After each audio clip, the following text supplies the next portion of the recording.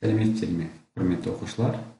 Бүгінгі біздің жаңа өтетін сабағымыз, яғни 8-ші сабақ, атомдар және молекулалар, заттардың молекулалық құрылысы.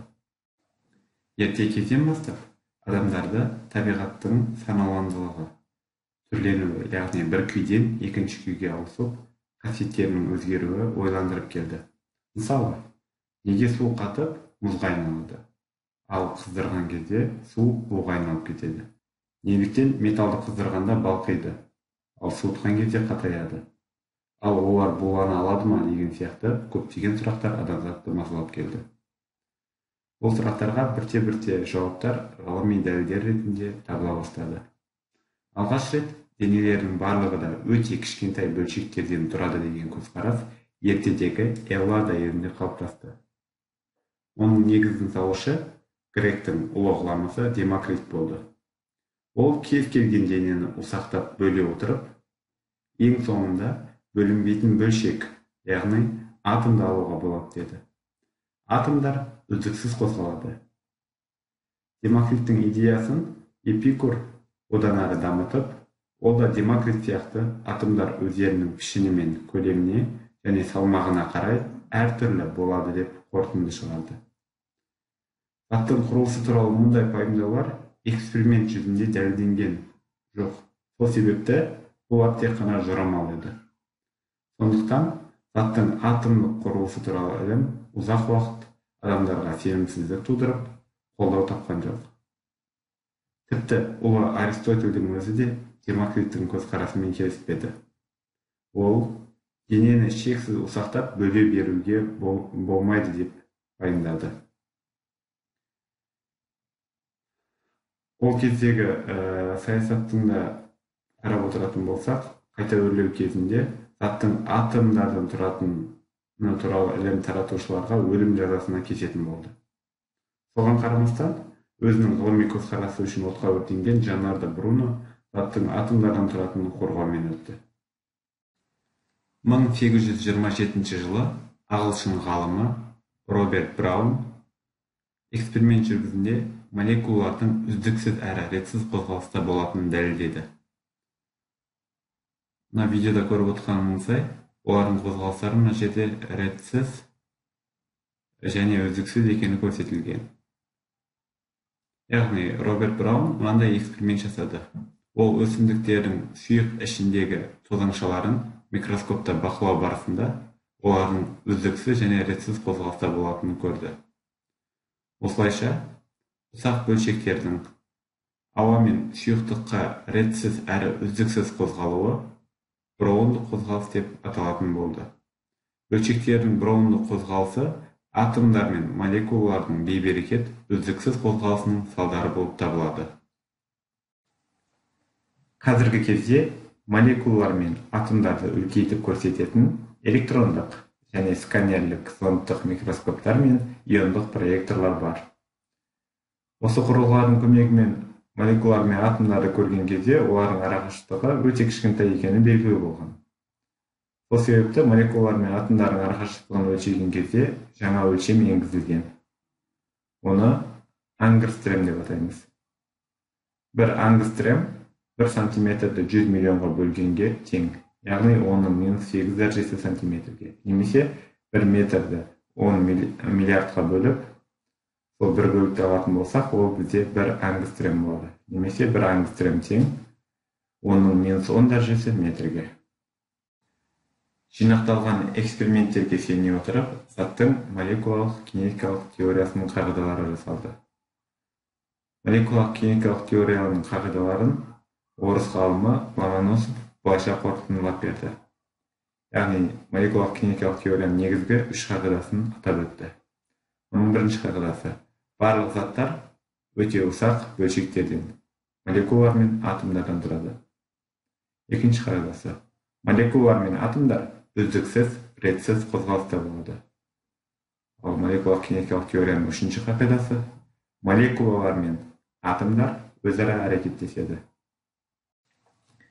Молекулалық кинетикалық теорияға негіздеп, қасиеттері мүлдем жаңа материалдарды қолдан жасап алу мүмкіндігі туды. Мысалы, табиғи алмастан кем түспейтін жасанды алмастар жасалынды. Алмас та, көмір де көміртек атомнан тұрады. Бірақ көміртек атомдарының орналасу ретіне қарай кәдімгі жұмсақ көмір, яғни графит, немесе әлемдегі ең қатты алмас алынады. Алмасты алу үшін қажетті қысым мен температураның шамасын алдын ала есептеуге болады. Жоғары температурада үлкен қысым түсіріп, графит атомдарын алмас сияқты орналастыра аламыз. Сөйтіп, өте жұмсақ графиттен табиғаттағы ең қатты зат алмас алынады. Алмастан бриллиант жасалынады. Сондай-ақ алмас бұрғылау станоктарында көптеген материалдарды өңдеу үшін қолданылады. 1985 жылы көміртек атомдарының графиттен де алмасқа да ұқсамайтын фуллерен деп аталатын үшінші кристалдық түзілімі табылды. Ол жұмсақ, бірақ қыздыруға өте шыдамды зат болып шықты. Фуллереннің әрбір молекуласында 60 көміртек атомынан тұрады. Фуллерен молекуласының пішіні футбол өте қатты ұқсайды. Оны суреттен көріп отырсыздар. Молекулалар бір ғана элементтің атомынан немесе әртүрлі химиялық элементтердің атомынан да құралуы мүмкін. Бір текті химиялық қасиеттерімен сипатталатын затты элемент деп атаймыз. Молекулалары бір ғана химиялық элементтің атомынан түзілетін зат қарапайым зат деп аталады. Ал молекулалары әртүрлі химиялық элементтердің атомынан тұратын зат күрделі зат деп аталады.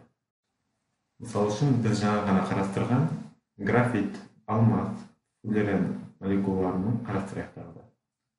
Яғни олар бізде қарапайым зат болып табылады, өйткені графиттің де, алмастың да, фуллереннің де молекулалары тек қана көміртек элементінен тұрады.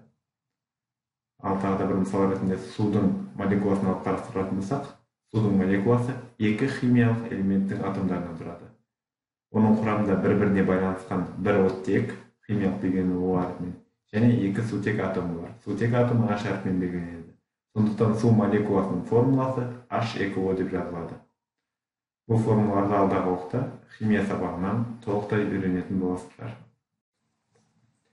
20 ғасырда атомның күрделі бөлшек екені және оның өзінен де кішкене бірнеше бөлшектерден тұратыны белгілі болды. Біз оларды элементар бөлшектер деп атаймыз. Кез келген атом үш түрлі элементар бөлшектің жиынынан тұрады. Оларды электрон, протон және нейтрон деп атаймыз. Алдағы видеода қарап отырсаңыздар, бізде орталықта орналасқан ол жерде атомның ядросы. Атомның ядросында оң зарядталған протон мен зарядсыз нейтрон орналасқан. Ал ядроның айналасын айналып жүрген бізде электрондар. Электронның заряды теріс. Бізде видеода гелий атомының ядросы көрсетілген. Яғни гелий атомында 2 протон, 2 нейтрон және 2 электрон болады. Элементтердің физикалық және химиялық қасиеттері олардың атомдарындағы протондардың санына қарай түрліше болып отырады. Химиялық элементтердің кестесі, яғни Дмитрий Иванович Менделеев құрған кестеде орналасу реті олардың атомдарының ядросындағы протон мен электрондар санын анықтайды. Протондардың ядродағы саны Z деп белгіленеді.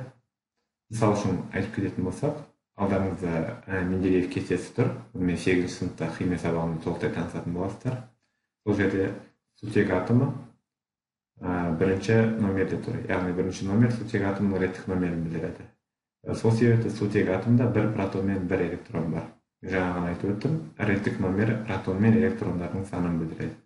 Сол себепті сутек атомы ең жеңіл атом болып табылады, өйткені оның құрамында бір ғана протон мен бір ғана электрон бар. Ал табиғаттағы ең ауыр элемент уран болып табылады, өйткені оның құрамындағы протон мен электрондар өте көп, яғни 92 протон мен 92 электрон.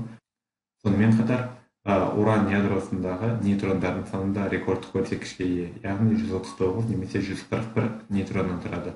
Сол себепті табиғаттағы ең ауыр атом уран атомы болып табылады.